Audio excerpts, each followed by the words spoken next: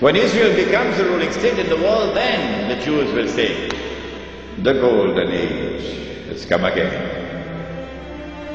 The prophecy is being fulfilled, but they're being deceived in the grandest and most magnificent deception mankind has ever witnessed. No, this is not the golden age. You have been deceived by Al-Masih al-Dajjal.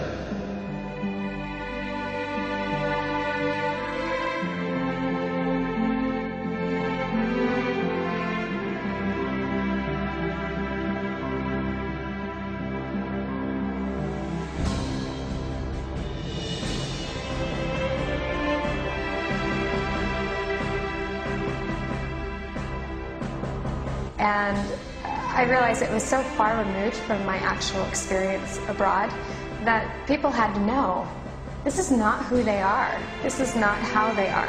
There are an estimated 1.3 billion Muslims worldwide, and most are not Arabs.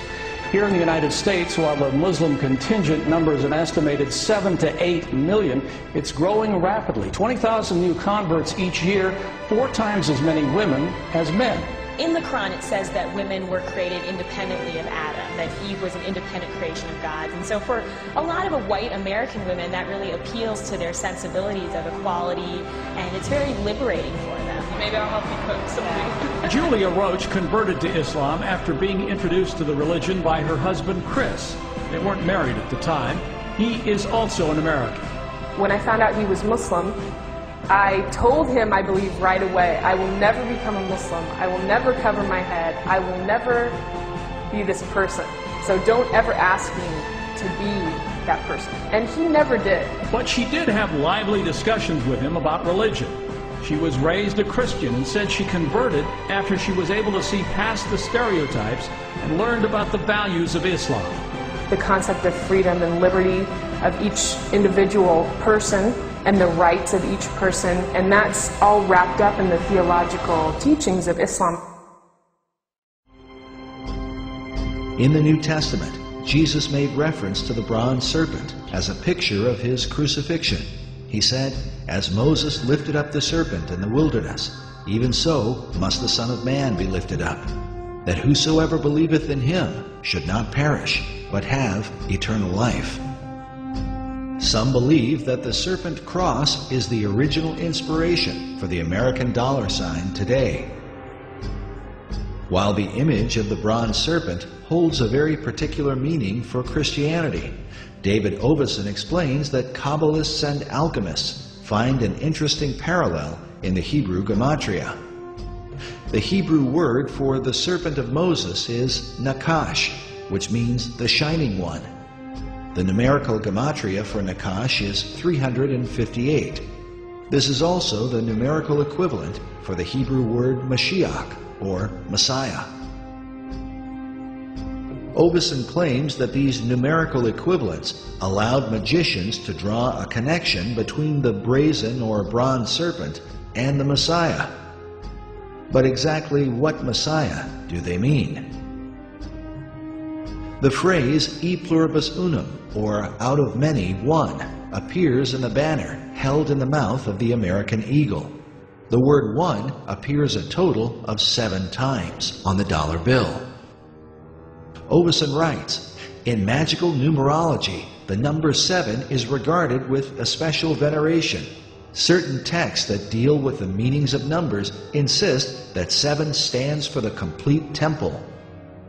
The temple he refers to is the ancient temple of God, built by King Solomon in the city of Jerusalem. Oveson goes on to say that the concept of a complete temple is symbolized by the unfinished pyramid of the Great Seal, where the symbol of a Messiah figure is also shown with the all-seeing eye, representing the capstone that will one day complete the pyramid. In other words, when the Messiah emerges, then will the temple be complete. But just who this Messiah will be is the subject of intense debate, and the clues to his identity are said to be related to the temple itself.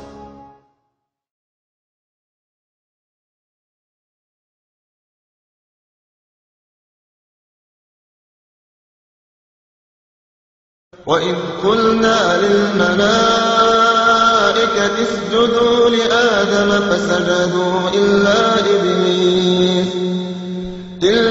إبليس كان من الجن ففسق عن أمر ربه أفتتخذونه وذريته أولياء من دوني وهم لكم عدو بئس للظالمين بدلا.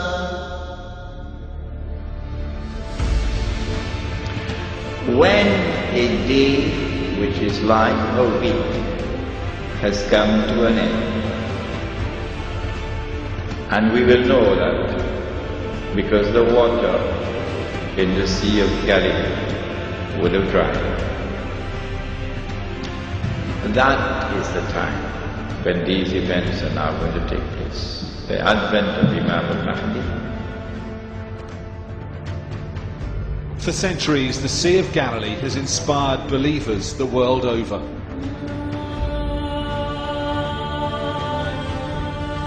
The waters, the Bible tells us, Jesus walked on. The shores where he performed his miracles. A place of beauty, religion and legend. But today, on the brink of disaster. The water should be above our head. And the tragedy is that we don't need to be Jesus Christ anymore to walk here on the Sea of Galilee. Environmentalist Guidon Bromberg and I could walk the floor of the lake because its waters have retreated hundreds of yards. Making the desert bloom is unsustainable, and the demise of the Sea of Galilee must send that message to Israeli politicians. When the Sea of Galilee dries up, that's the time when Israel will no longer rule the world. I love this hadith. Guess what? Because George Bush could watch the Sea of Galilee going down. And Tony, what's his name? Yes. And Ariel, what's his name? Sharon. Yeah. And the Jews? They can watch the Sea of Galilee going down and drying up. And they can realize that the moment is coming. This bay should be full of water right up to those rocks. The Sea of Galilee is so low it must be pumped uphill into the Jordan now, the river it should feed. Otherwise its baptism sites would dry up.